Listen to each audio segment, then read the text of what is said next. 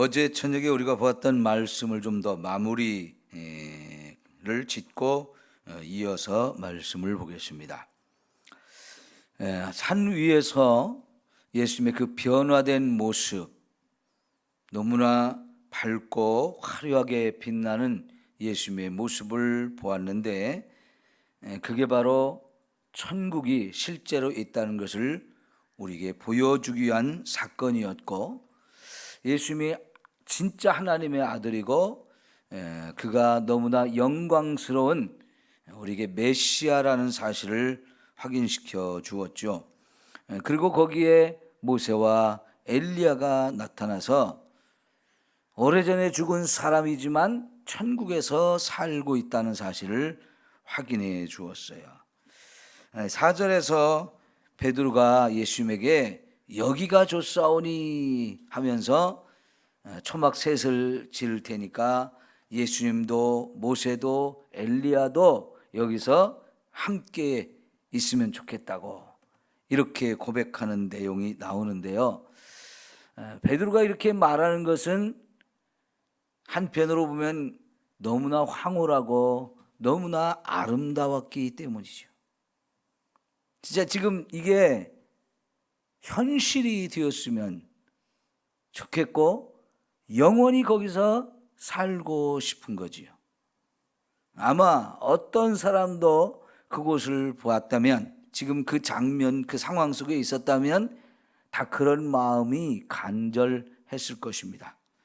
그런데 여러분, 이 지금 눈앞에서 본 것은 잠시 확인하고 보여주신 것이지 이미 그들이 천국에 들어와 있는 것은 아니에요. 가끔은 여러분, 하나님께서 이 천국과 지옥을 보여준 그런 사람들 이야기가 있죠. 실제로 얼마든지 하나님은 그렇게 하실 수 있다고 저는 믿습니다. 그런데 여러분, 그 잠시 보여주는 것에 불과하지 저와 여러분이 지금 거기에 가 있는 것은 아니란 말이죠. 물론요, 우리가 죽음을 보지 않고도 엘리야 같은 사람은 천국으로 바로 올라갔고, 에녹도 죽지 않고 하나님이 데려가셔서 죽지 않고 갈 수도 있어요. 그리고 거기서 영원히 살게 하실 수도 있지만, 사실은 이들은 지금 현재는 이 땅에 있는 거예요. 그리고 잠시 보여준 것에 불과합니다. 그러면 여러분, 예수님의 제자들이나 오늘 저와 여러분이나 왜 이 세상에서 아직도 더 살아야 합니까? 이 땅에서는 저와 여러분이 감당해야 할 사명이 있기 때문인 것입니다. 우리가 그냥 목숨이 살아있으니까 마지못해서 사는 게 아니에요.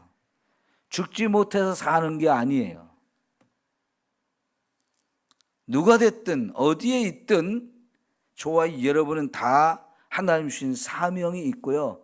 그 사명이 있기 때문에 이 세상에 살아야 하는 겁니다. 근데 이 산 위에서 너무나 그때 보았던 광경이 너무나 황홀하고 너무나 아름다워서 거기에 있고 싶은 마음이 너무 간절했고요. 사명을 잃어버렸어요. 우리가 아직도 이 땅에 살고 있는 존재라는 사실도 잃어버렸어요. 지금 여기서 이런 어마어마한 일이 벌어지고 있지만 산 밑에 이제 산에서 내려와서 보는 그 현실은요, 귀신에 들려서 그 귀신이 말도 못하게 하고 기도 듣지도 못하게 하고 어린아이를 불 속에도 집어 던지고 물 가운데도 뛰어들게 만들고, 근데 어떤 누구도 그를 고쳐줄 수 없는 이런 심각한 상황 속에 있는 게 지금 우리 현실이에요.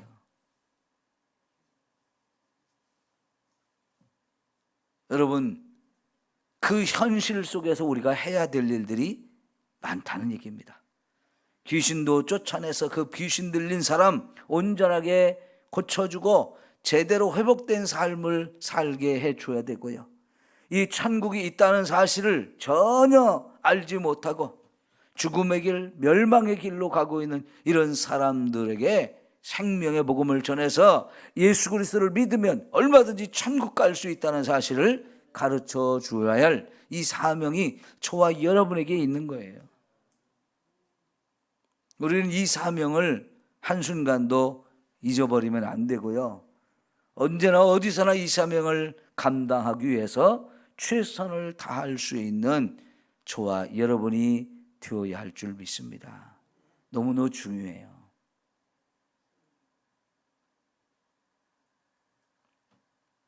가끔은 여러분, 우리가 큰 은혜를 받으면요, 너무너무 좋죠.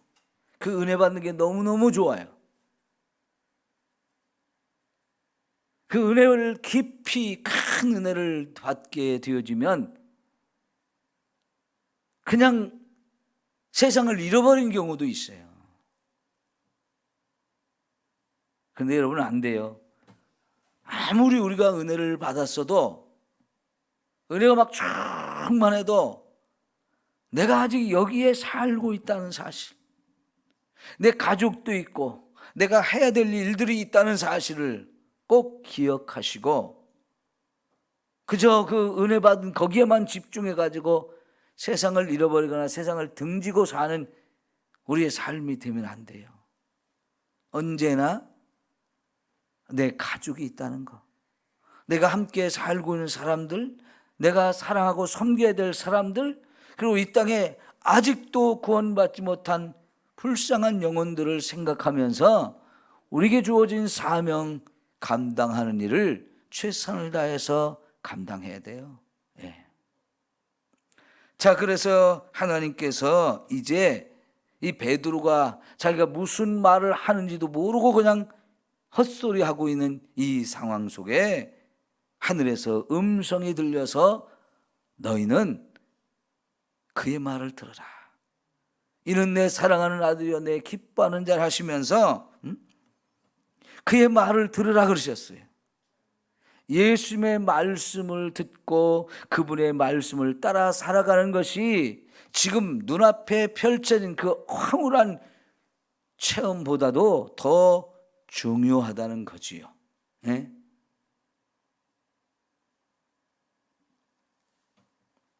하나님은 저와 여러분이 더 중요한 것이 뭔지를 가르쳐 주셔요. 그게 바로 하나님 말씀을 듣고 사는 것, 예수님의 말씀을 가르침 받으며 사는 것, 이게 너무너무 중요하다는 것을 말씀을 해 주셔요. 자, 이런 상황이 되어지자 제자들은 두려워서 심히 떨고 엎드려 있다 그랬습니다. 그래서 예수님이 그들의 마음과 상태를 아시고 그들을 손으로 만져주시면서 일어나라, 두려워하지 말라 하시면서 그들을 일으켜 주십니다. 그리고 나서 보니까 엘리야도 모세도 없고요, 예수님만 보이는 거예요. 네.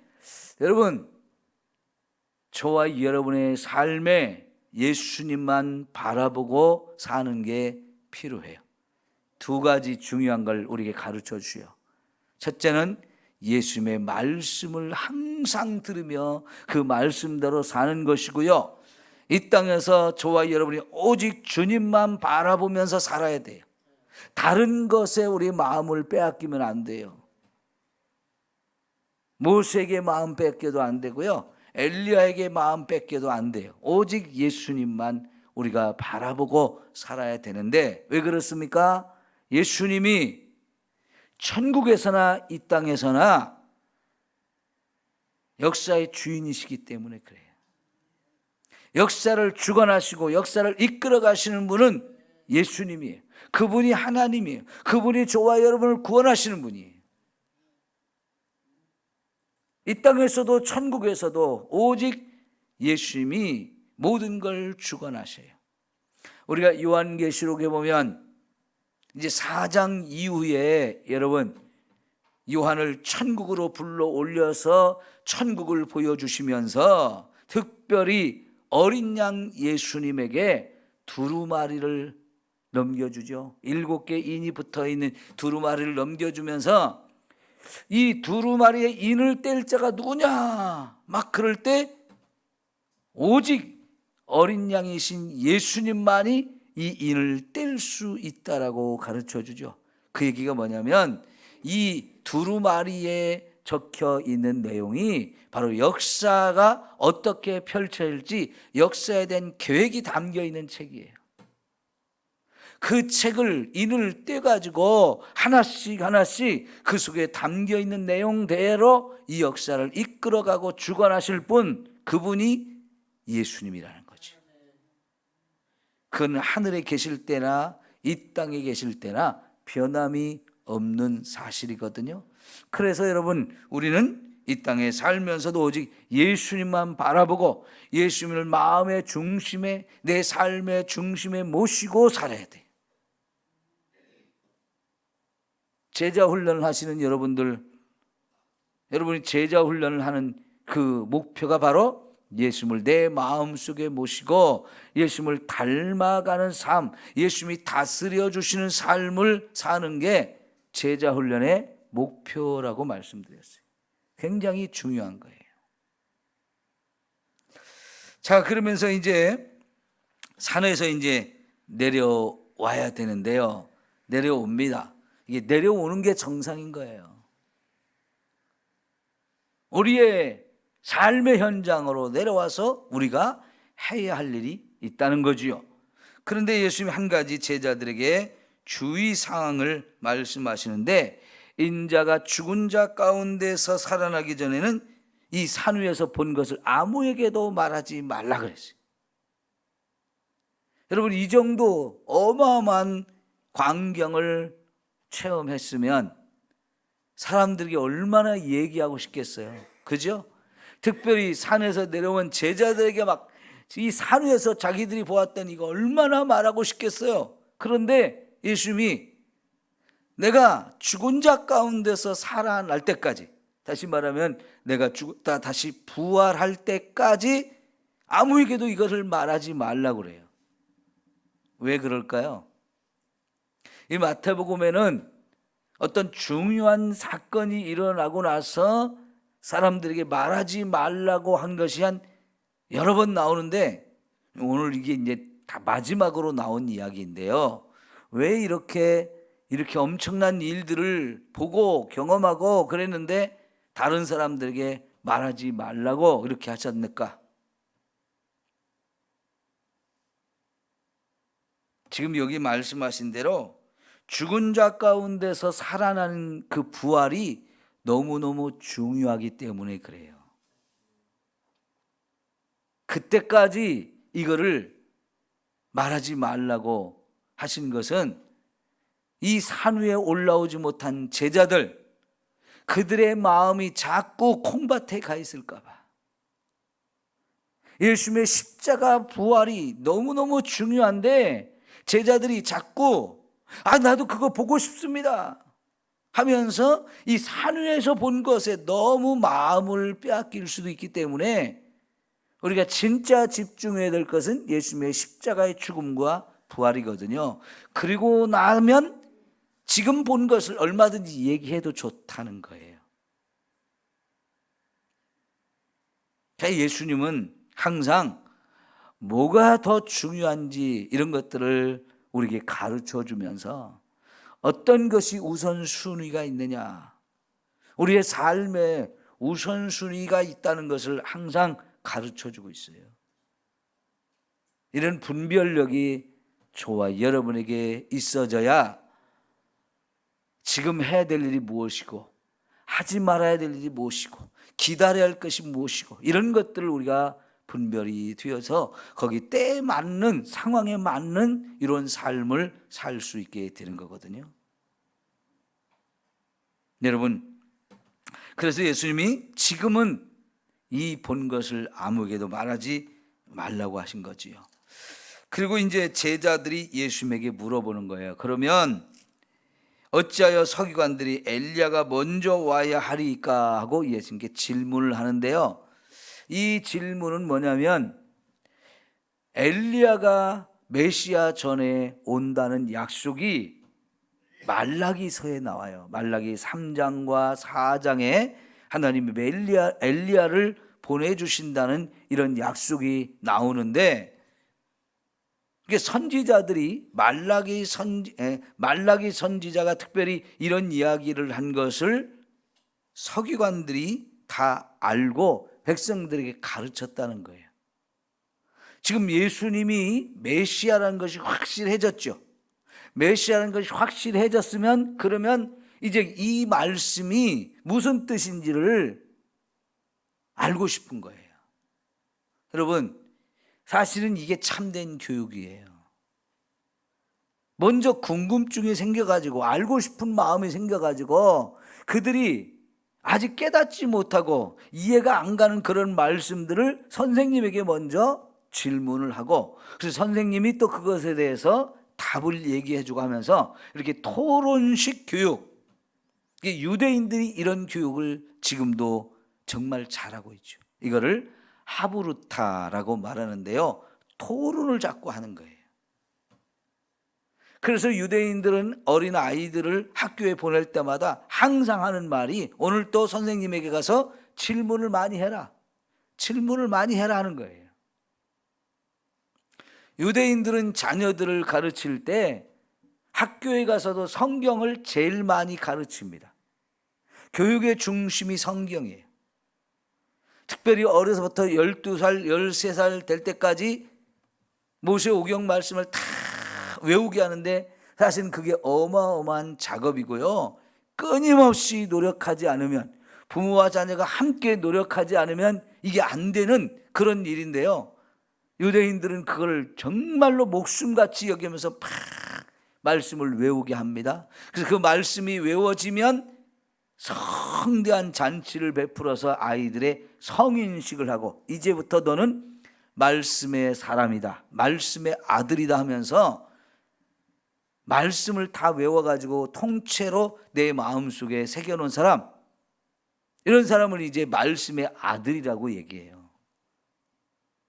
그러면 그때부터 이제 교육의 내용이 바뀌어지는데, 어떻게 바뀌느냐, 지금까지는 외우는 교육이었다면 지금부터는 그 외운 말씀이 무슨 말씀인지를 깨닫기 위해서 끊임없이 그 의미를 찾는 거. 그 의미를 찾는 건 이제, 그래서 친구들이나 선생님들과 함께 말씀을 가지고 계속 토론하는 거예요. 여기서도 예수님의 제자들이 예수님에게 질문을 하잖아요. 분명히 메시아 전에 엘리야가 온다고 그랬는데 산 위에서 엘리야를 봤거든요. 근데 그 말씀인지 아니면 또 다른 말씀인지 이게 이해가 아직 안 가요. 그래서 물었던 거예요. 여러분, 그랬더니 예수님이 뭐라고 그랬어요? 엘리야가 이미 왔다. 근데 사람들이 그걸 모르고 대우도 안 했다 그랬어요. 그러면서 이 엘리야, 이미 예수님 전에 온 엘리야가 누구라고 이게 이해가 됐어요? 세례 요한인 거죠. 세례 요한. 말라기서에 이 엘리야가 다시 온다고 한 말은 죽었던 엘리야가 살아서 다시 온다는 얘기가 아니고요, 엘리야의 심정을 가지고 와서 엘리야와 같이 일하는 사람이라고 말하고 있어요. 그래서 엘리야가 와서 하는 일이 뭐냐면 아버지의 마음을 아들에게로, 자식에게로 향하게 하고 자식들의 마음을 아버지에게로 향하게 하는 것. 다시 말하면 아버지 하나님과 그의 자녀인 이스라엘 백성이 마음이 나누어졌어요. 이스라엘 백성이, 하나님의 자녀인 이스라엘 백성이 죄의 길로 가면서 하나님을 버리고요, 자꾸만 하나님을 거역하고 대적하면서 하나님과 우리의 관계가 이렇게 등이 대졌고 대적이 되는 상태가 되었는데, 엘리야가 심정으로 와서 세례 요한이 뭘 했어요? 회개의 복음을 외치잖아요. 그래서 회개하고 하나님 나라 가까이 왔으니까 복음을 믿어라 그러잖아요. 하나님 나라가 가까이 왔는데 그 하나님 나라에 이제 들어갈 준비를 하려면 너희들 죄 지은 거 다 회개하고 바로 복음을 바라봐라, 복음을 믿어라. 예, 여러분, 예수님이 가까이 온 건 천국이 가까이 온 거거든요. 이제 그 예수님께 우리가 돌아가야 되는데, 회개해서 예수님을 구주로 영접하면 천국에 갈 수 있게 되어지는 거죠. 여러분, 지금 이 일을 엘리야가 세례요한이 잘 감당하다가 예수님께 바톤을 넘기고 이제 그는 죽음을 당했죠. 그가 바로 엘리야이고, 예수님은 그 뒤를 이어서 저와 여러분에게 천국에 들어갈 수 있도록 복음을 전해주신 분, 이런 사건인 것을 우리 가르쳐 주죠.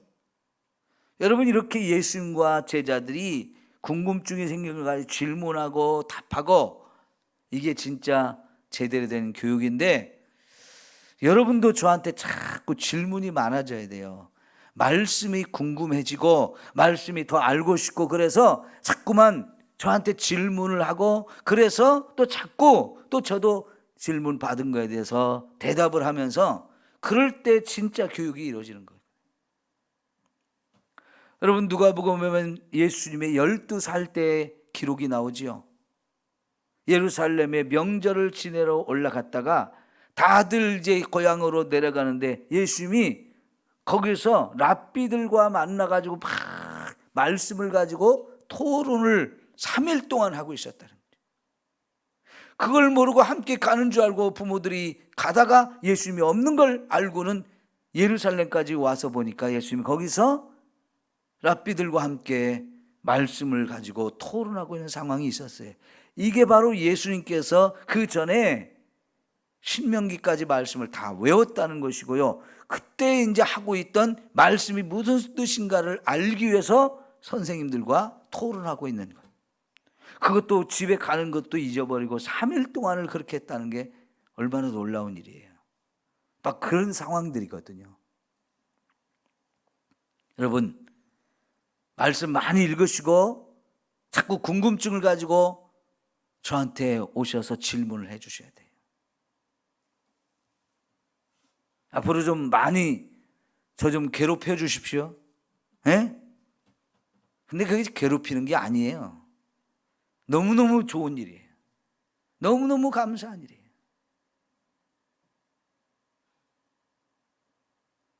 우리 말씀의 사람이 되고 말씀 따라 살면서 매일매일 저 천국으로 더 가까이 가는 저와 여러분이 되기를 축원합니다. 예, 기도합니다.